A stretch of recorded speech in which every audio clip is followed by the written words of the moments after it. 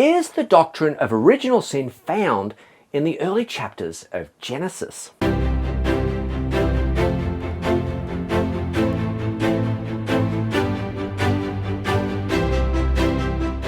For the past 2,000 years, the church has taught that the effects of Adam's original transgression were passed on to his descendants, which is us, by the way, resulting in a corrupt human nature.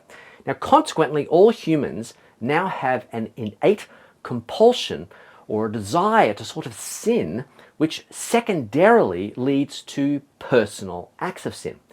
In other words, we are not sinners because we sin because we are sinners, and I'm sure you've probably heard that before.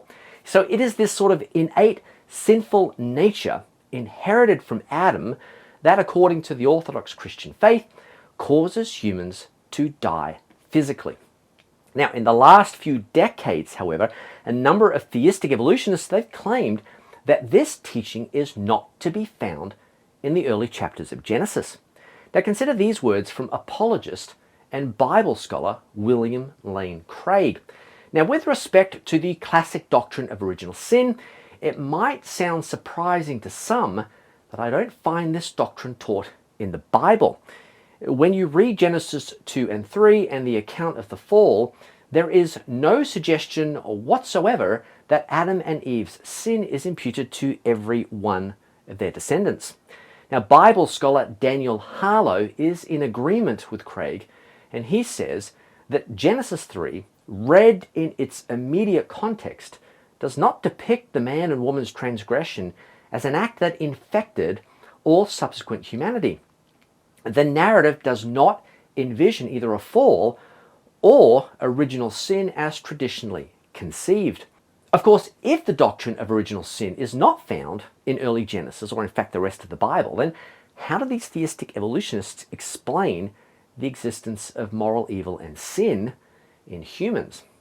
Well, according to Harlow, Craig, and many other theistic evolutionists, moral evil and sin and even physical death are consequent to and dependent on our vast evolutionary heritage and have very little to do with Adam's original sin.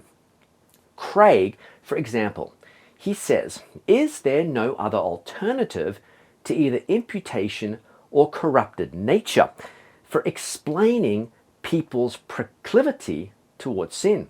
Of course there is. Our inherent self-seeking animal nature in combination with the web of corruption in which we are born and raised.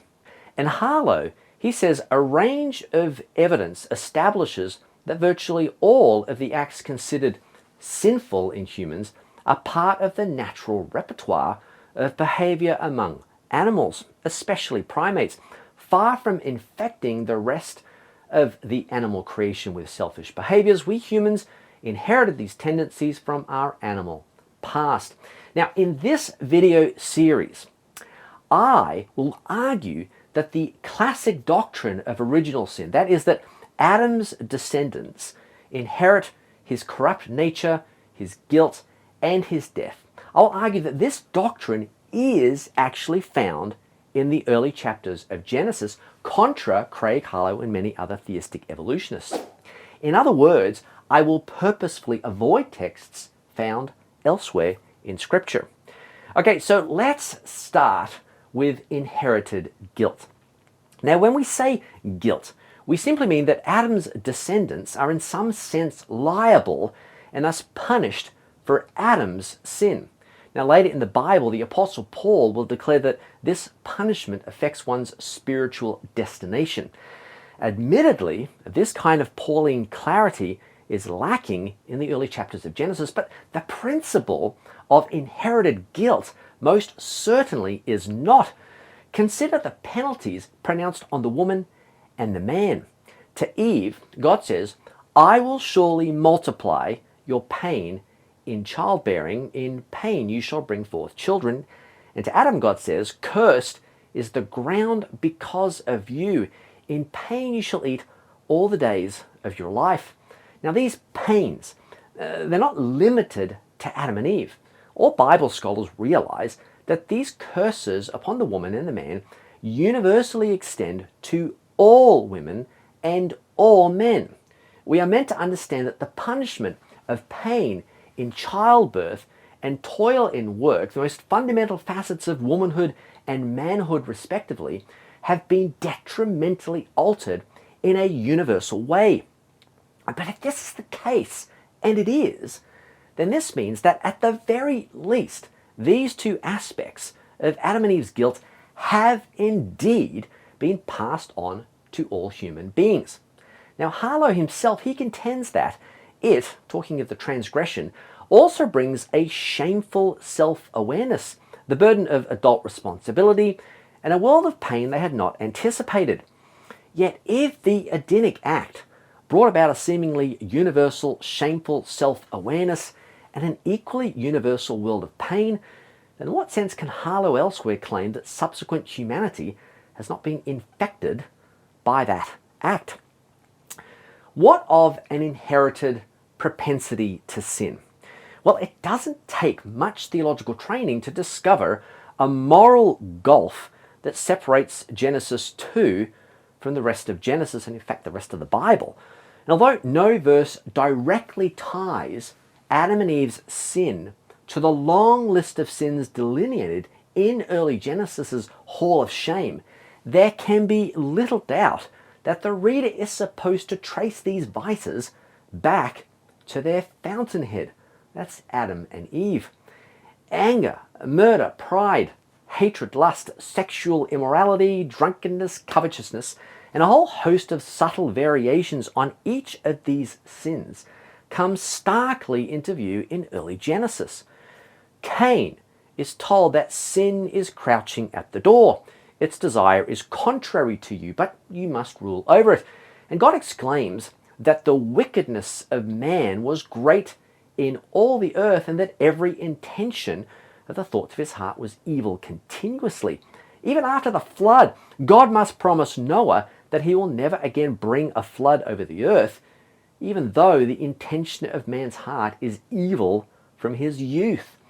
And Bible scholar Herman Bavinck, he goes to great pains to show that this moral corruption flows deeply from Genesis 3 out into both the Old and the New Testaments. Now, Harlow, he objects, stating that Genesis itself does not picture the first humans being created in a state of spiritual maturity and moral perfection. But given everything that we've discussed so far, this is nothing more than a case of special pleading. The existence of the veritable moral abyss that separates Genesis 2 from the rest of Genesis is deliberately intended to trace the corruption back to the moral innocence of Adam and Eve.